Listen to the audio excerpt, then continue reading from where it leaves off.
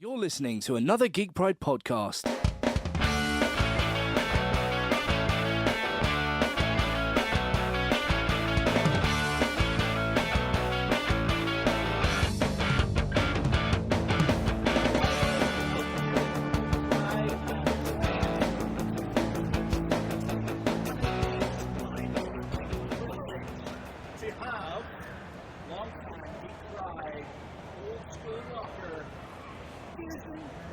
Alright kids, how's it going? Long time no see.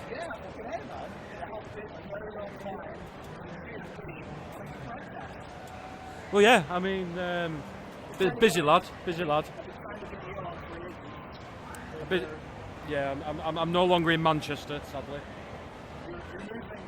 I'm moving, I'm going back to the motherland, or as my fellow Wiganers call it, Mecca. So yeah, I'm halfway through getting an house and all that business. So yeah, thought I'd come down today, see what's happening. Okay, so what have you been up to? Well, I've got plenty of stories. In fact, the most interesting thing I can tell you about what's been going on is I've got a pretty good impression of Lemmy. Alright! This is Lemmy from Motorhead. Turn it up to 11. The Jesus maze. Is this something you just acquired recently? Yeah, it is. In fact, we were at karaoke night. We work. It's like it just happened all of a sudden. And sorry, love. And yeah, so it was we're at karaoke night with a few new lads from work, and we did Ace of Spades. There's another joker that I know called Liam. He's been going around talking like Lemmy. We thought we'd been in, and we watched a Lemmy film. If anyone's ever seen a Lemmy film, it's a documentary. It's like his last years of his life, and it's absolutely brilliant. What a guy! So yeah, what else? Yeah, that's right. So yeah, that's what's been going on. Been working as usual. Yeah, so just you know, I had a big holiday to Japan. That was good. Yeah. It's, well, you know,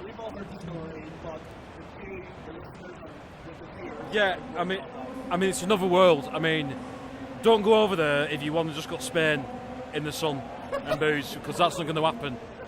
The Japanese don't drink until about 7 o'clock in the evening. Now, the only booze you could find in Japan was a chain of British pubs called The Pub. And when I got a pint in, all the locals were staring at me like I was mental, because a pint was the biggest drink that you could get in this. No, they just did bottles or small or large, and then they did a pint. So luckily this place was open from 12 in the day. There was one of the days where me and our lass were proper knackered, and all we wanted was a bit of a pint, and this is what we were mental. You could smoke indoors anywhere, but you weren't allowed to smoke outdoors. Seriously, I don't know. So anyway, I felt like I was back in Almarin again, like, because I went in, had a pint, and I had a fag on. That's in Boughton. Like, I've not been for a long time, but you know, I felt like a kid again, like, because in my day you could smoke in pubs, and so yeah, in there having a toot, having a pint, all kinds of weird things I saw. Quite a few temples. I went to the One Piece Tokyo Tower theme park, which is a one-piece theme park in a tower. That was quite mad. They like me in there as well. They like me. No. The younger generation, the younger Japanese generation, very talkative to me. Spoke English. Really interesting what I had to say. We went to the Pokemon Centre. Now, next door to the Pokemon Centre, there was a theme park called J-World, and it was Dragon Ball Z, One Piece, something called Naturu and Nataro. I'm not too sure. and there's a few other little bits and bobs in there, and the guy on the front desk, he saw my tattoos and he was pointing out Umbrella, he pointed out Gears of War, and he started talking to me about Metal Gear because of the Metal Gear t-shirt on. So yeah, they were everyone really cool that we came across. One lass was so impressed that I had a Slipknot tattoo, she could not contain her excitement. Yeah, I mean, so it was brilliant. As well as Tokyo, went to a place called Kyoto, which is the old Japanese capital, and it's where Nintendo are based. I didn't see the Nintendo building, but there was plenty of shrines and whatnot, and yeah, it was really good.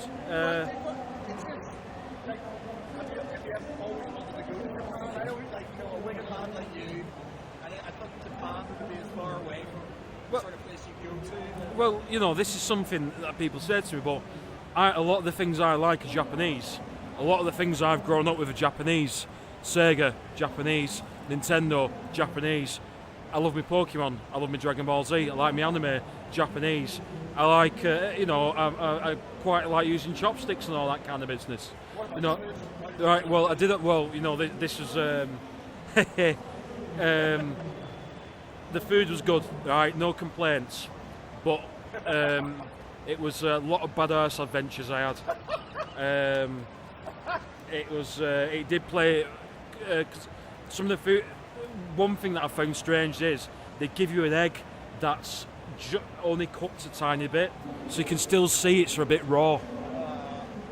And I think that set me off one night big time. So we had to kind of mix between Western food and Japanese food. Oh yeah. Right, so they loved the vending machines. It's mental. And more or less anything you think you can buy, they'll put in a vending machine. I'm pretty sure we were walking down a back street near a market, and they had a vending machine that had Nintendo DS's in there, 3DS's, and PlayStation Portable, PS Vitas, whatever they are, and video games. And I said to her, "That's when who's going to come to this market, buy a load of fish, and then buy a Nintendo DS out of a vending machine on the street? First off, you're not going to get a receipt, so you can't return it, right?" See where I'm coming from? You see what it's? Because I mean, this is it. This is it, right?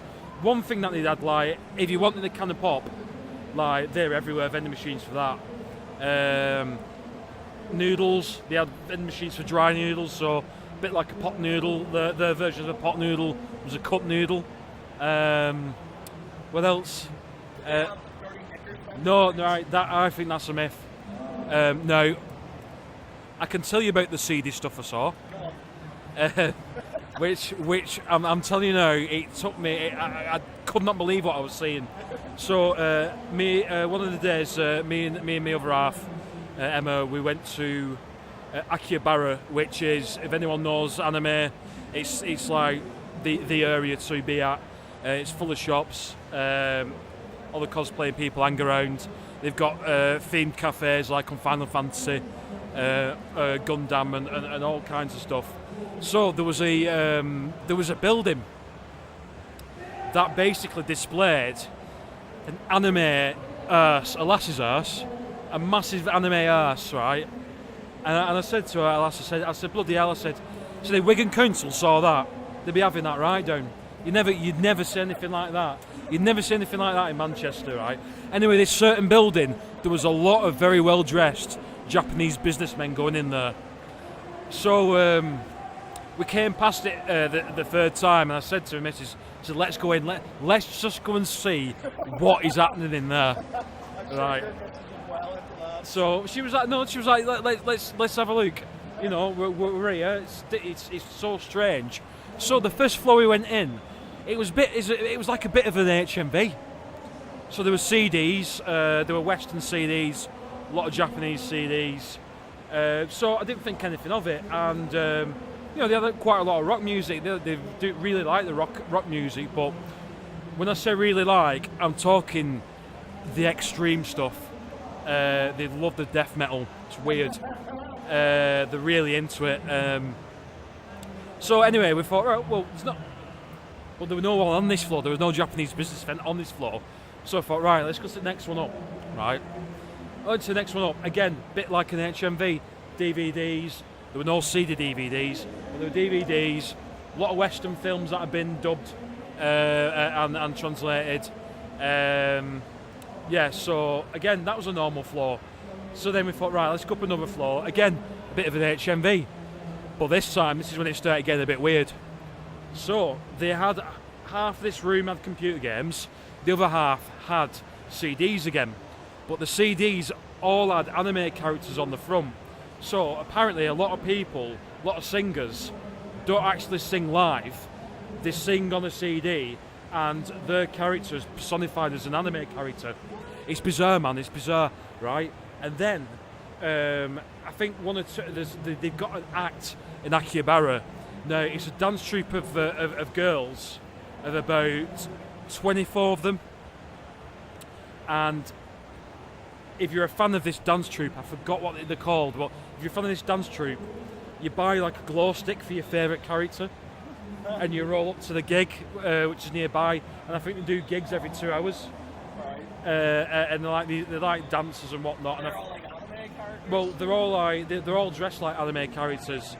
They're all like these young Japanese girls, and then that's when, like, say, that's all the Japanese businessmen. They call them salarymen. They were like buying these glow sticks. Looked like they're going to this show. So I was like, all right, okay, well, this is a bit of funny Japanese culture. So I went, let's go up to the next floor. So we went up to the next floor, and then I heard my missus go, ah! And she'd put on the escalator were images of anime ladies with the bosoms out. I'm allowed to say bosoms, yeah? Breasts. Well, there was cartoon breasts on these things. We were like, all right, okay, this is where it's going to change. So we got up there, and yeah, it was seedy. There was some seedy stuff in there. I don't. It was just odd. I mean, I don't know how someone can get the rocks off at a cartoon. I'm not being funny. It doesn't do it for me. Yeah, safe to say we quickly exited the building.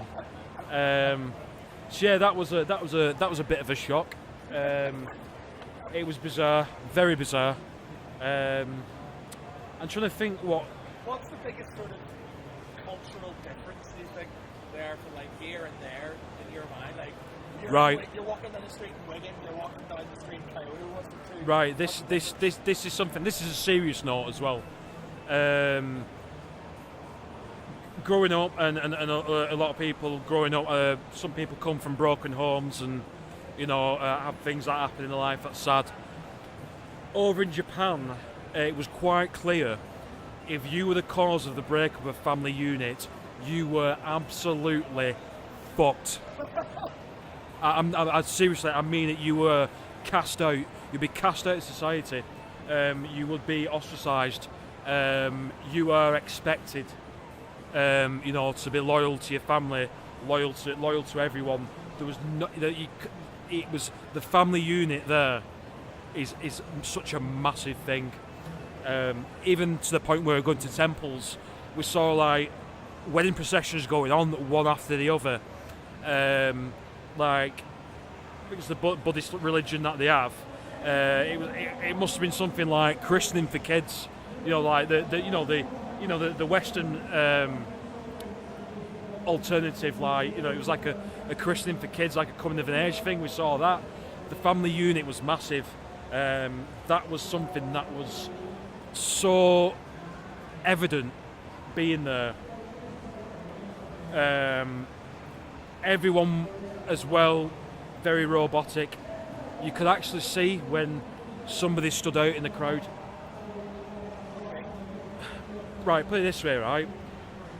100%, when we got to Kyoto, 100% saw a Yakuza. No, it was dead quiet. quite a busy street, walking through. Everyone's single file. Everyone. It's quite efficient. There's a lot of efficiency with the people, the way they walk, where they go. In the way it is robotic. And then all of a sudden, from nowhere, this fella came. This it was like a Hummer, and he had rap music blasting. He had all kinds of Japanese writing written all over it. Definite 100% Yakuza gangster. He's just so fun, and ultimate so fun. Also, like, you could see, say if someone didn't, it's hard to say, you could tell someone who was rebelling. Unlike you go into Manchester, you see a lot of kids wearing hoodies or kids doing whatever they're doing and rebelling and give it finger to the mum and the dad. If someone did that there, that was seen, that were pointed out, and I'm pretty sure that would be punished immediately. They are quite sort of, what's the word?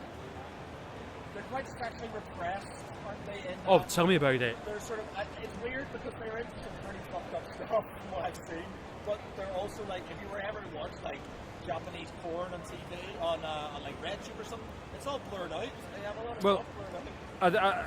Now, this is another thing. Went into a supermarket right nearby our hotel in Tokyo. It was called Don Quitoxi, and there's quite a few of them around the city, and their mascot's like a mental penguin. Anyway, we went in there, and it's just like they had like a grocery store. They sold alcohol. It's just like going to Tes's, right? Just like going to Tes's or Asda, right? And then upstairs near the kids' toys, there was a little area, like it had like one of those fly nets down, and it was full of sex toys, right? They had dildos in there, and but there weren't many dildos, and they weren't big ones either. The majority of the sex toys were for men. They were like sleeves where they put the knob in and crack themselves off. It was weird. We went in, and me and Mrs. went in, were giggling away, and I said to her, I'm going to take a photo. She said, don't want to watch you on camera. So we went in absolutely levered one night, and all the aisles talk to you as well. They've got like microphones in the aisle, and they talk to you about products. Obviously, we didn't know what they were saying, but they were talking to you, and like they put really fast music on, like Supermarket Sweep. It was weird, man.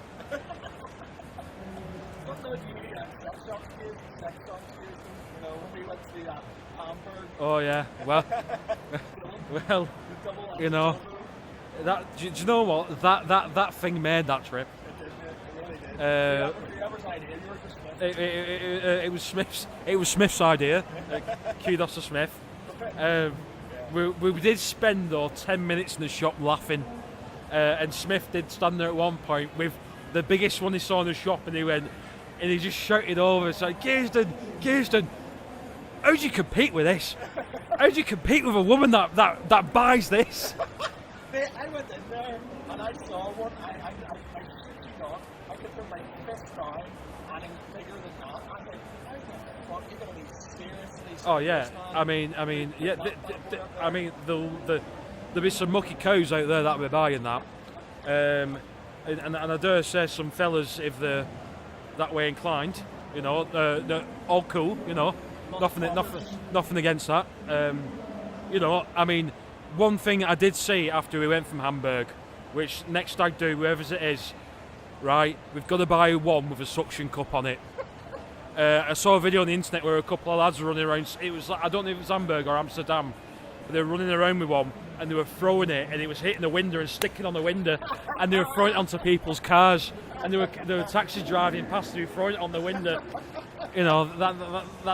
That's going to be fun and games.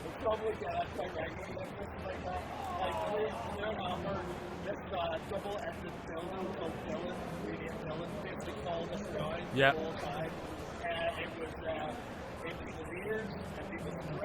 Yep. Somebody sank their teeth into it. I wonder who that was. Yeah. Yeah, not like the Germans, the Japanese. Yeah, very sexually repressed. But it is what it is. We all have different colours. Oh my fucking god! Have you seen it over there? Look at it. There's a fella. I think it's a fella walking around dressed as Pennywise, a dancing clown, and he's fucking horrible. We'll get into the rest of it next week there, and then we'll go back to the town. What did you think of it? We've talked about this in the podcast. What did you think of it? Well, I've actually been to watch it twice. Right. I loved it that much. Did you find it scary? Right, now this is the thing. Some bits, one or two bits I did, right? One or two bits I jumped, right? The bit where they're in the garage, and near the beginning when his eyes just first pop up. I thought, and they were very clever, that it had the feeling of Stranger Things with the kids, with the banter with the kids. The banter between the kids were brilliant. Been nothing quite like it for quite a few years in films like that. The fact that they moved it forward to the 80s rather than the 60s that it used to be in, that was a good move. I did think, yeah, I enjoyed it. My missus watched it. Kind of like Goonies meets Stranger Things. Yeah, I mean, it was more. I mean, mainly because one of the actors is in Stranger's Rings, as I call it. So, yeah, I really enjoyed it. I think it's very well done. Now, I have read, as of yesterday, they have released what they said. So the guy who plays Pennywise, Bill Skarsgård, said that they filmed a scene which was so disturbing they had to take it out of the film. And yes, as of yesterday, they released what it was. And it shows him actually eating the baby. It's his origin. It's from the past, from his origin. He eats a baby. A woman sacrifices her own baby to him and he eats it. So that's what was in there. And I think they more or less, they filmed it and it never made the cut. You know what my favourite bits in that film is when the bully's getting sort of kind of getting attacked by either by the kids or by the policeman, and he's sitting there with the arm. He's sitting with the seven. Oh yeah, he's eating it. Waving it. Yeah. Well, there were lots of good bits. You know what? Like, I went with someone. The second time I went round, I went with a lad called Steve Hinson, and he's got a clown phobia, a very big clown phobia, and we weren't going to go, and he kind of called our bluff at work, and we said we'd pay for him. He didn't think we were going to pay, and he agreed to go, and we paid for him. So he was terrified, and there were certain bits where he was like covering his eyes. Anyway, we got someone who was with us. We had an old It mask from the other film. They put it on and stormed him when the garage scene happened, and he lost it. Yeah, he didn't like that. It came out, and the first thing he went to is he went, "You lot are bellends," and he turned around to me and he went, "Especially you." So yeah, very well done. I'm looking forward to the next one. Our lass was terrified, but she said she'll watch the next one because she said it was well done. It scared her to death. It was very well done. Very good Stephen King adaptation. Again, the actors filled the shoes. I didn't find it scary, but I enjoyed it. Yeah. I'm a little lazy, I really enjoyed it, but I did. To be honest, the thing about it, the initial, it isn't that scary either. It's just when you watched it, you were probably younger. This is it, right? So when you're part of a lot of the younger generation, I saw it when I was young. A lot of the younger generation would be terrified about it. Being adults now. It's for Mrs. She was terrified. You just, I dare say there'll be a new generation. I mean, yeah, it does, and a lot of people wouldn't have seen that. A lot of kids will see that on DVD. I saw it on VHS, so a lot of kids will see that on DVD, like when it's released, and that's when it will put terror into another generation. But it's up there for film of the year. It's all depending what happens to Star Wars. That was obviously came out the other week. I mean, the one notable thing for me, and I must say it, and obviously very well done to Disney, because they're going to make a killing, is that little penguin thing that's for Chewbacca. Yeah. That's basically going to be a new minion. That is going to sell. I can't even remember what to call it. It's a Pog or something. It's a Pog.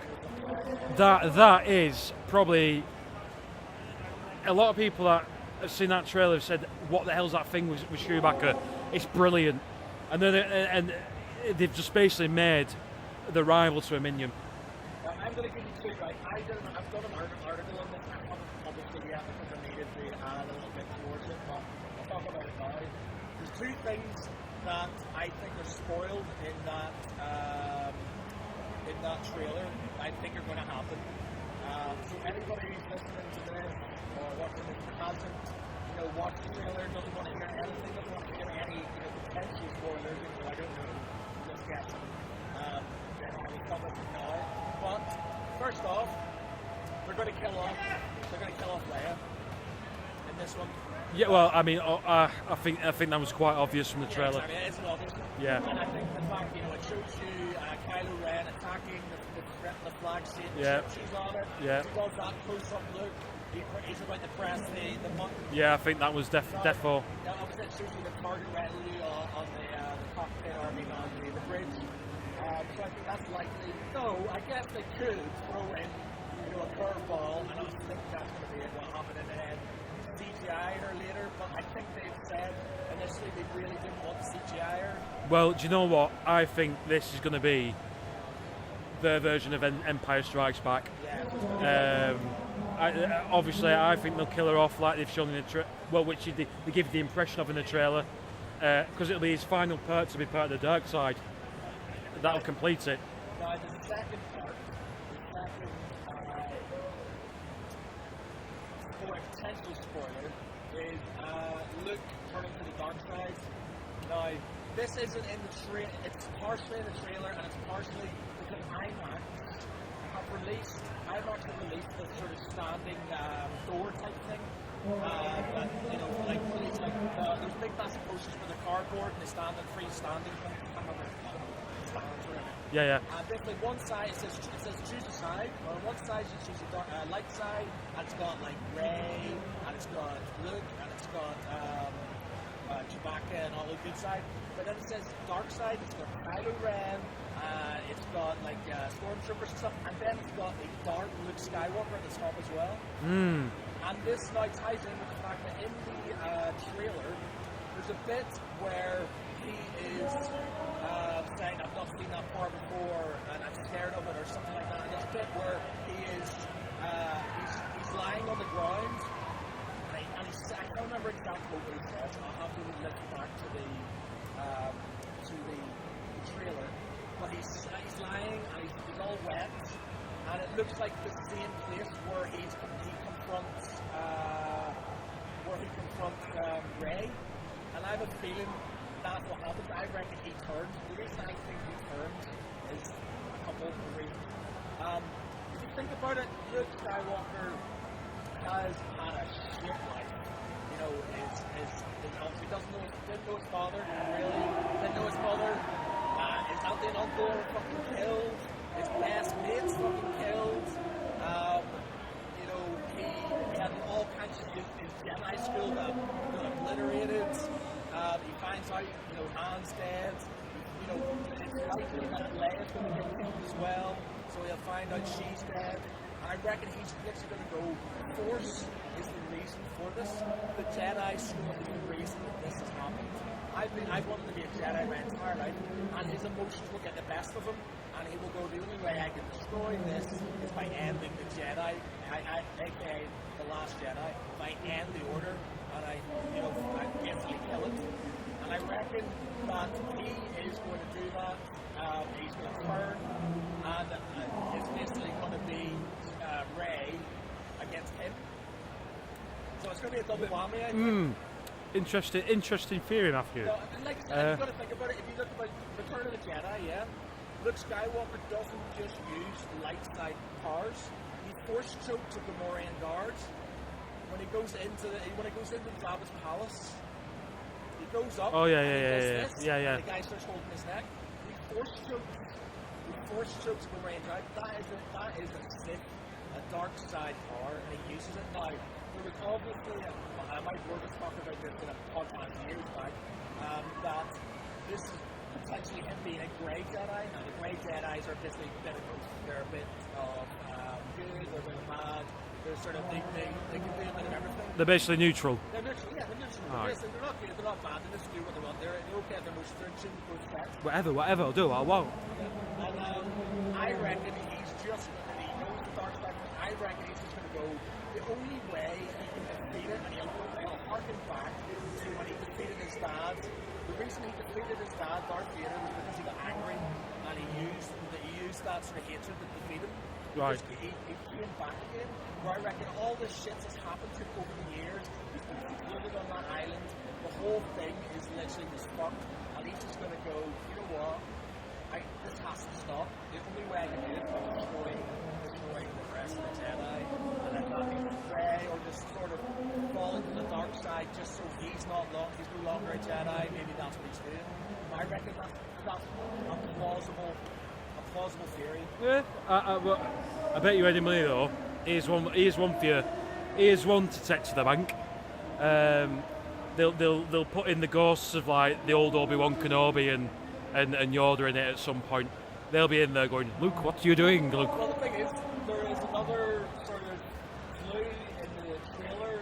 Now, there's a thing called the Force Tree, which is like where all like the Jedi sort of get their power, like all the ghosts come from, where they can see the All right, Jedi yeah. and stuff. I'm just showing the comments, so he knows more about it, he'll tell you a bit more, but it's either there's a tree within Coruscant where it's like within the Jedi Temple, and that's like one of the big symbols, the Force Tree.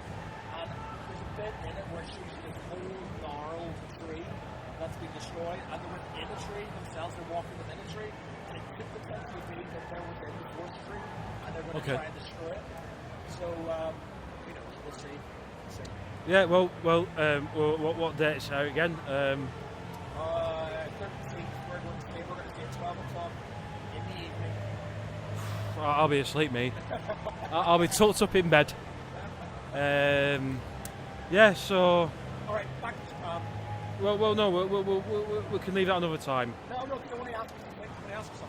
All right, okay, go on. I had it in my head before Pennywise walked past and we started going into the building, so we'll go back afterwards. But Okay.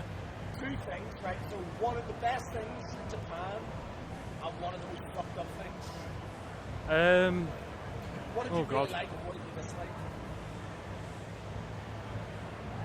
Ooh. That's an hard one. Well, if you liked it all, obviously. I did like I liked a massive bit of it. There weren't much things I disliked at all. Actually, do you know what? Probably how cramped it was.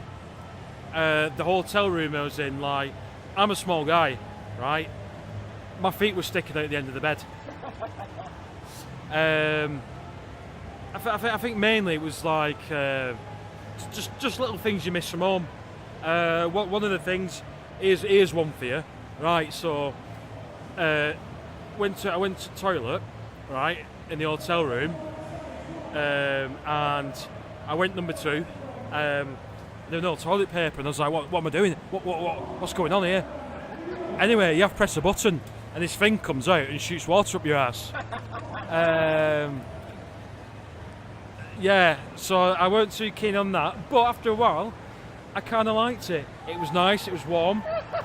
That was odd. And the other thing is, they have little musical buttons on the toilets over there. So a lot of people, apparently, they must get embarrassed when they have a turd. So they press this little button, and it makes a little melody while they're having a poop. That was weird. I think the how crammed some bits were. Didn't like that. Yeah, very heavily populated. What else? The good part. What was your favourite part?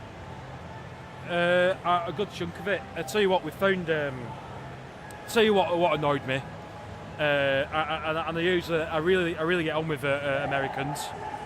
I really like Americans, but we're in a rock bar. We found a rock bar in Shinjuku called Gods. I was told about it by a lad called John Hughes, as you know, singer, one of the singers in Skin the Pig. Just a bit of a plug there, pal. Yeah, he told me about this bar, so we found it. It was good. It was a downstairs dive bar, metal bar. Instead of a jukebox, they had CDs instead. You just wrote down what you want, and they found the CD. It was mental. So that was pretty cool.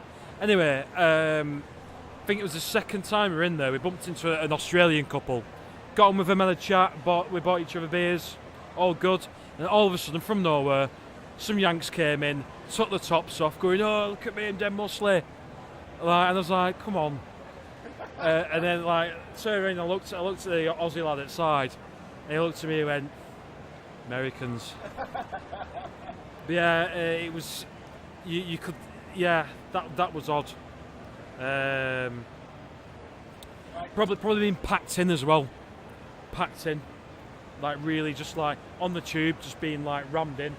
And I was sweating my bollocks off. The Japanese people, they had big overcoats on their earmuffs because it was cold for them.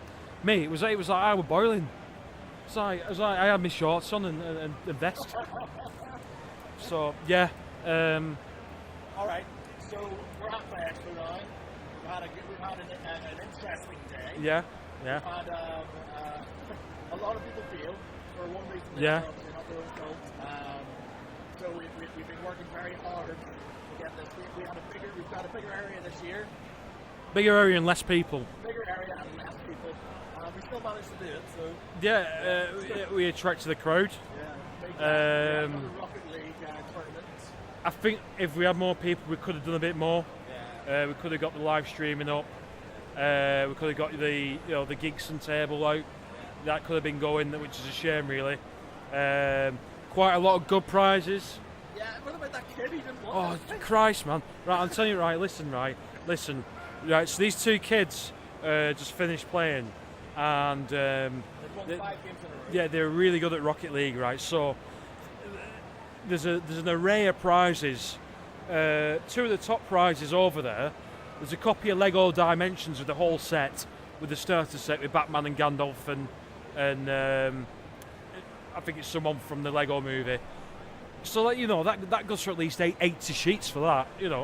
80 brick. And there's an automatic Nerf gun, which will probably be about 50, 40 quid. I don't know, 30 at best. And this little kid went over. So the two of them, they're brothers, and clearly the older brother took a set of headphones, and the younger kid clearly wanted them, and we didn't have another set of headphones. So well, you can have anything else, whatever you want. And he didn't choose anything. And it's a, he what he yeah he just bamboozled me because there's a pretty sweet Nerf gun there.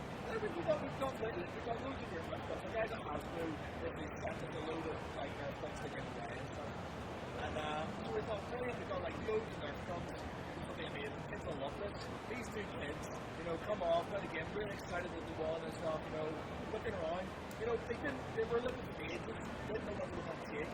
Then the older brother, I'll have the headphones. And as soon as he said he wanted the headphones, the other brother was like, yeah, I want the headphones, we don't have any more headphones. And then he just didn't want anything else. I was like, wait, there's a massive automatic Nerf gun there. Treasure trove. I would literally, I'd be all over that. I was like, no, I didn't want that. He didn't want any of the Lego Dimensions stuff. He didn't want the board games. He didn't want anything. He was just like, Nope, no shred. I was like, well, I can get a t-shirt, some badges and stuff if you want. And he's all like, alright. And he went off to his mum and went like, I didn't get any headphones. And his mum's like, well, what else do you want? She's like, nothing. It's like, Mental. Mental. it's free. Mental. It's for free. Mental. It's like absolutely insane, man. Absolutely insane. Well, But he's falling asleep. he's had a long day. He's going to have a day. it is what it is, isn't it?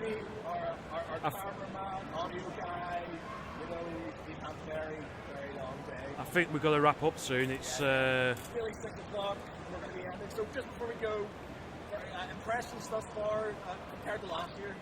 it's again a lot bigger, a lot more spaced out. No cramping, no massive crowds all heaved in together.